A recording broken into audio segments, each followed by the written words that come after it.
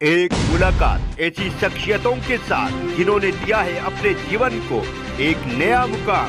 रूबरू कराएंगे ऐसी कुछ हस्तियों के साथ एक खास शख्सियत के साथ मुलाकात जयदेव पटेल के साथ नंबर 1 इंडिया न्यूज पर। नमस्कार व्यूअर्स, मैं जयदेव पटेल और आप देख रहे हैं नंबर 1 इंडिया न्यूज। आपका एक बार फिर स्वागत है एक खास शख्सियत के साथ मुलाकात प्रोग्राम में। आज हम बात करेंगे जलवायु परिवर्तन को लेकर।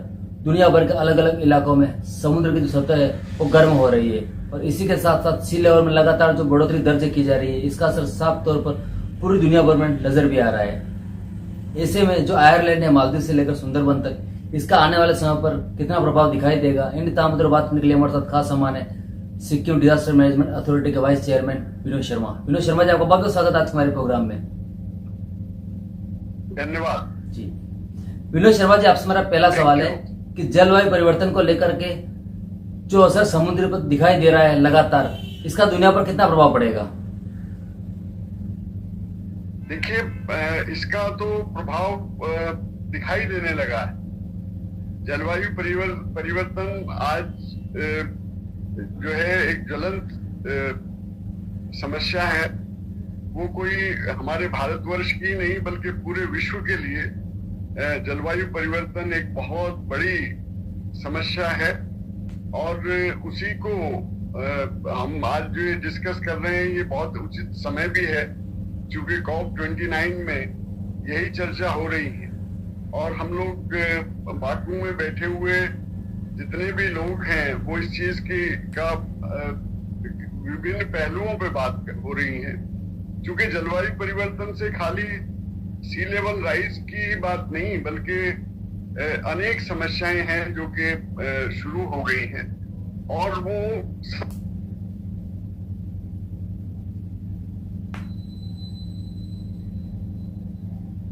इसमें हम ये शोध करके बताएंगे कि इसका क्या इम्पैक्ट है। तो ये तो अभी दिखाई दे रहा है। देखिए, एक चीज मैं आपको बताना चाहता हूं कि जैसे कि आप जानते ही हैं कि ज्यादातर जो हमारा फ्रेश वाटर है वो तो ग्लेशियर्स के रूप में है। जैसे हमारा हिमालय है तो इसको हम थर्ड पोल कहते हैं।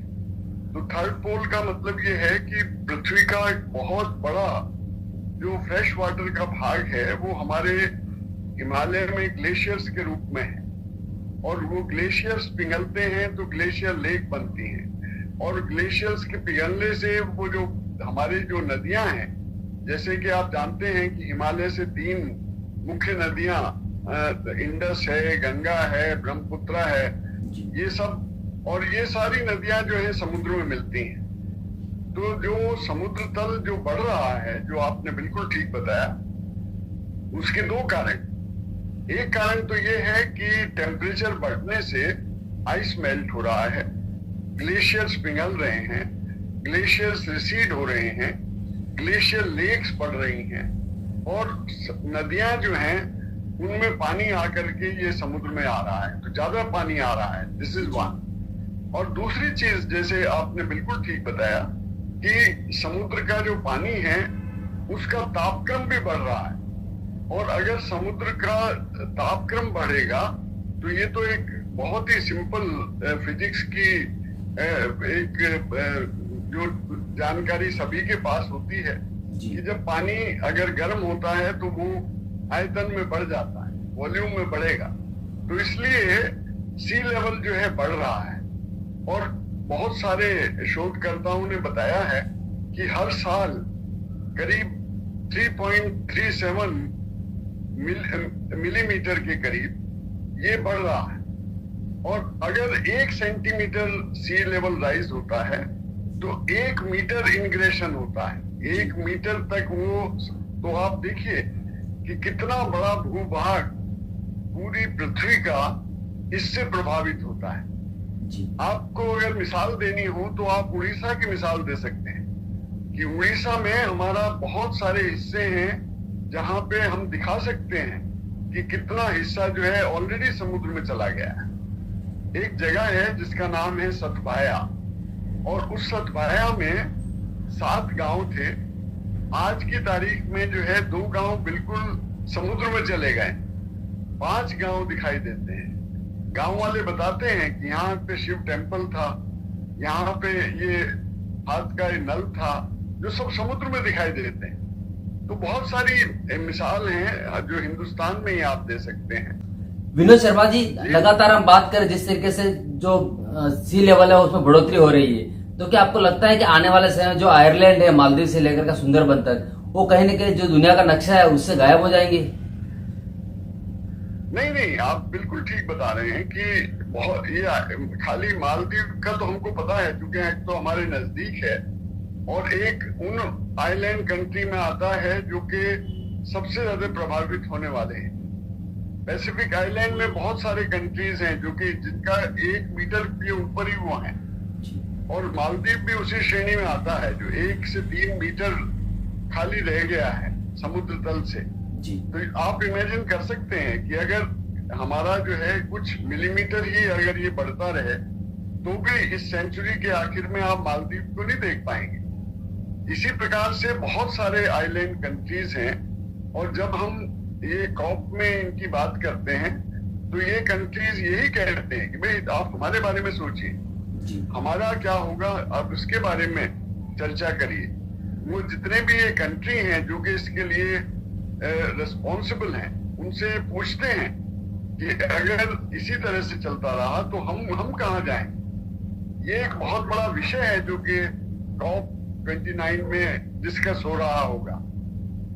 जी विनोद शर्मा जी, अगर हम बात करते हैं जिस प्रकार से जो ग्लोबल लेवल के ऊपर भी एक चर्चा हो रही है जलवायु परिवर्तन को लेकर के, और उस पर कहीं ना कहीं काम भी किया जा रहा है, वादे भी किए जा रहे हैं, कमिटमेंट भी तमाम देशों की तरफ से हो रहे हैं। ऐसे में जो कमिटमेंट किए जा रहे हैं ग्लोबल लेवल पर तमाम देशों के द्वारा, आखिर इसको जमीन स्तर पर लागू कैसे किया जाए?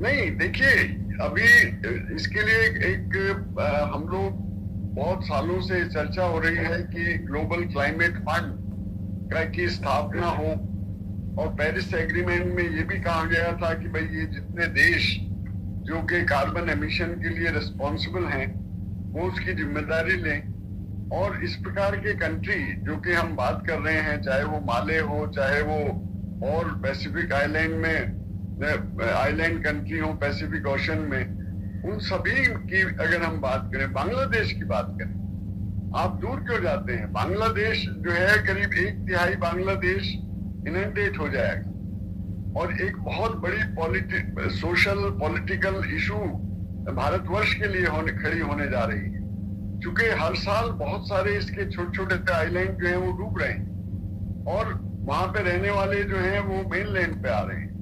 और बांग्लादेश से जो समस्या हमारे इस मुल्क में है कि बांग्लादेश से आने वाले लोगों की एक बहुत बड़ी पॉलिटिकल एक समस्या है, और पूरे ही आप जानते ही हैं कि हर प्रदेश में बांग्लादेश के लोग हैं जो कि आ रहे हैं। तो अगर इस तरह की चीज हुई, जलवायु परिवर्तन का जो प्रभाव है उसके हिसाब से भी जो हमारा सोशो पॉलिटिकल और इकोनॉमिक जो इश्यूज हैं वो उभर के आए, एक बहुत बड़ी पॉलिटिकल समस्या जो है वो बनेगी। और इसी प्रकार से जैसे मालदीव है तो कहाँ वो लोग जाएंगे, तो इसी तरह से जो एक मास माइग्रेशन और ये रिफ्यूजीज की प्रॉब्लम, ये क्लाइमेट रिफ्यूजी इसका नाम दिया गया है कि क्लाइमेट रिफ्यूजी हैं, ये अलग अलग देशों में जाएंगे और वहां के लिए एक अलग समस्या ये बन रही है कि तब क्या होगा और तब हम उस समस्या को कैसे सॉल्व करेंगे। विनोद शर्मा जी, आपसे मेरा एक आखिरी सवाल है कि ग्लोबल लेवल पर जिस तरीके से टारगेट सेट किया गया जलवायु परिवर्तन को अचीव करने के लिए, इसमें जो ग्लोबल क्लाइमेट जो फाइनेंस है ये कितना जरूरी है? ये बहुत जरूरी है, और मैं आपसे ये बताने चाहता हूं कि देखिए हर देश का एक क्लाइमेट, जब हम ये हर साल चर्चा होती है तो हर एक देश अपना कमिटमेंट करता है कि हमें ये करना है, हम लोग इतनी एनर्जी सेविंग करेंगे, इतना एमिशन कम करेंगे। और वो जो कमिटमेंट्स हैं, आपने देखा होगा कि पेरिस एग्रीमेंट के बाद में एक पेरिस एग्रीमेंट में जो देश ये कह रहे थे कि हम क्लाइमेट फाइनेंसिंग में सहयोग करेंगे, और तो वही पीछे हट गए। तो क्लाइमेट फाइनेंस कोई इसमें मतलब छोटी मोटी राशि नहीं चाहिए, एक एक देश को एक एक छोटे छोटे, अगर हम भारतवर्ष की बात करें तो ट्रिलियंस ऑफ डॉलर हमको चाहिए क्लाइमेट उसके लिए। भारत ने एक बहुत बड़ी चीज जो हम प्रोजेक्ट कर सकते हैं और जो कर रहे हैं कि एक तो हमारे अपने कमिटमेंट पूरे किए और दूसरा जितने टारगेट हमने रखे थे उससे ज्यादा कहीं, चाहे वो non renewable source of energy हो, चाहे वो सोलर एनर्जी, चाहे कोई भी आप बात करें, तो भारत ने अपने जितने भी कमिटमेंट हैं वो सारे पूरे किए हैं। ये एक बहुत अच्छी बात हुई है। लेकिन इसके साथ साथ हम ये भी कहेंगे कि अगर अभी हमको भी मतलब क्लाइमेट फाइनेंसिंग की जरूरत है, क्योंकि आप जो अनप्रेसिडेंटेड इवेंट्स हैं, जो अनप्रेसिडेंटेड वेदर इवेंट हैं, वो बढ़ती जा रही, जो इसके द्वारा क्लाइमेट के द्वारा जो क्लाइमेट रिलेटेड हैजार्ड्स हैं वो बढ़ रहे हैं जी। हमारा जो फ्लड प्रोन एरिया है वो तो ड्राउट प्रोन हो रहा है, और जहां ड्राउट आते थे वहां फ्लड आ रहा है। साइक्लोन्स की संख्या बढ़ रही है, साइक्लोन्स का इंपैक्ट बढ़ रहा है। तो इस प्रकार से इवन हमारे देश में भी हम लोग इससे बहुत ज्यादा प्रभावित हो रहे हैं, सी लेवल राइज से प्रभावित हो रहे हैं, और क्लाइमेट रिलेटेड हैजार्ड्स या नेचुरल डिजास्टर्स जो हैं उनसे भी प्रभावित हो रहे हैं। तो आपने बिल्कुल ठीक कहा कि क्लाइमेट फाइनेंसिंग जो कि बहुत बड़ा मुद्दा है, और वो जब तक हम इसमें सॉल्व नहीं करेंगे, जब तक हम इन देशों को ये कमिट नहीं करेंगे कि हम आपको इस तरह से सहायता करेंगे। देखिए, दो चीज की जरूरत है जी। एक टेक्नोलॉजी की और दूसरी फाइनेंस की, और ये दोनों ही जो है विकसित देशों के पास है, और वो उन्हीं को करना है। तो उन्हीं को डिसाइड करना है कि वो किस तरह से इन देशों को सहायता कर सकते। जी, विनोद शर्मा जी, आपने हमारे लिए समय निकाला और महत्वपूर्ण जानकारी हमारे साथ साझा करी, उसके लिए आपको बहुत बहुत धन्यवाद। धन्यवाद।